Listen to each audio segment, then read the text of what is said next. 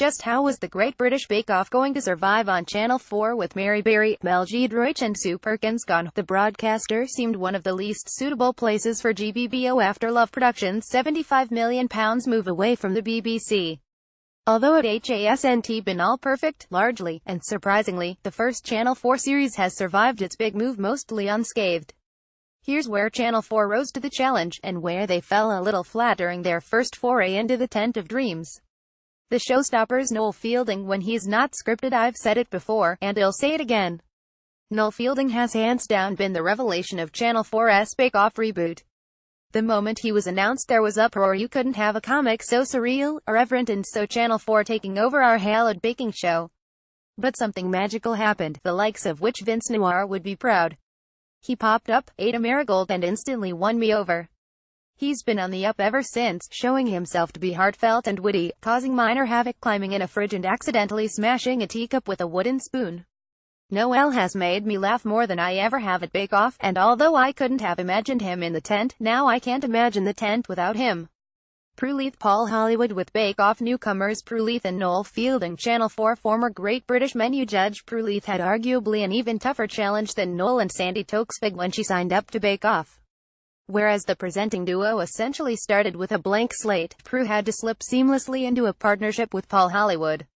Akin to fans' reactions to Noel, a vast majority of Bake Off viewers clutched their Mary Berry commemorative tea towels and pledged never ever to watch the show again.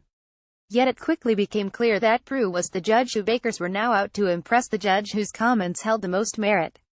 Her phrase "it's not worth the calories" has already entered my lexicon for describing something under par.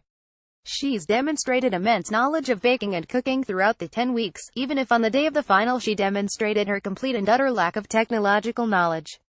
Whilst her Twitter blunder is truly mortifying, her firm yet fair approach and bad cop dynamic with Paul has worked wonders. The Prue pat as coined by Noel became even more revered and sought after than the Hollywood handshake. Arise, Queen Prue. The format changes. What changes? Rumors had swirled like a raspberry ripple about what changes Channel 4 were going to introduce.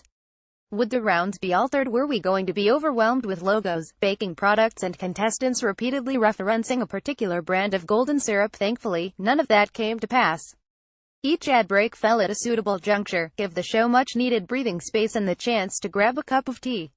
Yes, there were annoying idents. I won't be sad to see the back of those sating singing barbershop bakes, but really, the addition of adverts did little to no harm to GBBO. As for the show itself, the best thing Channel 4 did to the Great British Bake Off was nothing at all. The Baker's Great British Bake Off contestant Liam Charles. Channel 4 Prue was right, the contestants were the real stars of Bake Off 2017. The nation fell in love with the likes of Jan, Julia, and Liam, just like they had with previous fan favorites like Val and Selassie. The class of 2017 were wholesome, kindly bakers who just wanted to be on the telly to show off their love of cakes and pastries. Nothing more, nothing less. Its continuing popularity. There was a genuine danger when GBBO moved to Channel 4 that the viewers wouldn't follow. Before the first series aired, Channel 4 revealed that they would be happy with, and break even on their £75 million investment, if around 3 million people tuned in.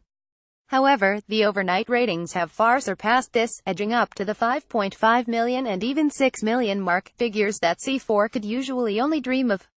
With Twitter lighting up every Tuesday at 8 p.m. with memes, outraged reactions and a nation collectively sobbing when Liam was sent home, Bake Off has been as much of a part of the national conversation as ever before.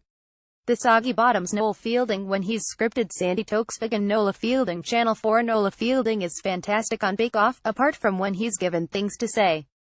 His narration proved even more sickly sweet than the whole of Caramel Week. It's as if he's using his telephone voice in the sound booth to record the voiceover, which in the end just felt false. His narration just didn't fit with the personality we know and love, and I wish he'd have been told to ditch the weird, over-polite vocals. I also haven't been bowled over by Noel and Sandy's opening segments and skits, or even many of the scripted bits in between the baking. And yes, I include their use of bowled over in this, where Sandy hit Noel in the chest with a bowl, and he fell over. Classic. Mel and Sue got away with it just because they're Mel and Sue. That's their thing, and we love them for it. But forcing that sort of camaraderie between Sandy and Noel whilst giving them irksome puns to parrot just felt meh. They're two very fine, very quick comic talents and should be left alone to ad-lib rather than perform stilted chit-chat. Paul Hollywood, specifically, Paul Hollywood's ego. Following Mel, Sue and Mary's decision to leave the tent, the bread maestro was the only familiar face left standing. And sadly, he seemed to know it. On BBC Bake Off, Paul was the newbie.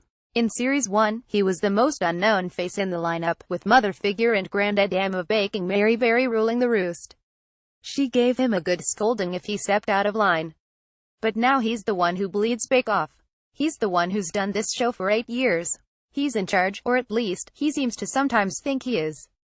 During this series there have been occasions when he's more puffed up more than proved dough. Noel has tried ribbing him for it, but it seems to have had little effect. The history segment, is it in the show, is it not in the show? After thinking that the mini foodie history lesson had itself been consigned to the history books, it made a surprise reappearance in episode 4 where we got to learn about the damn noodle. It then had another outing during episode 6. Just 2 appearances in 10 episodes is a bit weird. Why not every other episode or a special one-off? It's nice to hark back to the early series of the show, but the producers need to decide whether we're going to have it every week, or whether it needs to be scrapped altogether. Personally, I could live without it. If I wanted history, I'd be hanging out on BBC 4 with Lucy Worsley. But I want baking, drama and top reality TV, not Noel confusing a somewhat perplexed German baker for 3 minutes. The final 3 Bake Off 2017 finalists, Kate, Stephen and Sophie. Channel 4. Some of the decisions along the way have been questionable, at least in the fans' eyes. The fact that Liam left over Kate in week 8 left viewers baffled, while it was something of a miracle that despite so many disaster-filled bakes, Stacey made the semi-final. Of the 3 finalists, Stephen would arguably be the most worthy winner, but even he has sparked controversy when he was labeled a secret pro-baker when his stunning bakes were revealed on Instagram.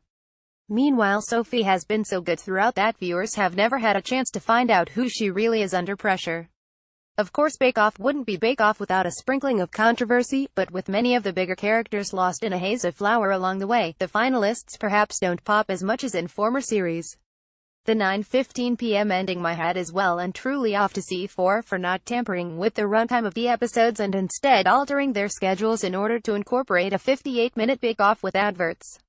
But I do have a minor gripe. Each Tuesday the show started at 8 p.m. and finished at 9:15 p.m. It meant that if you wanted to watch another program at 9 p.m., you were faced with a dilemma. A gigantic, doctor-shaped dilemma. Dr. Foster, one of the BBC's most talked about programs of the year, was scheduled at 9 p.m. on Tuesdays for 5 weeks. For exactly half of the Bake Off run, viewers were faced with a big decision. Miss the start of Dr. Foster, or miss finding out who left the tent. It was basically Sophie's choice. This awkward time could be solved by Bake Off kicking off Bake Off at 7:45 p.m. next year. It might seem very strange, and viewers would take time to adapt, but isn't that what Channel 4 and Bake Off have done so successfully this year anyway?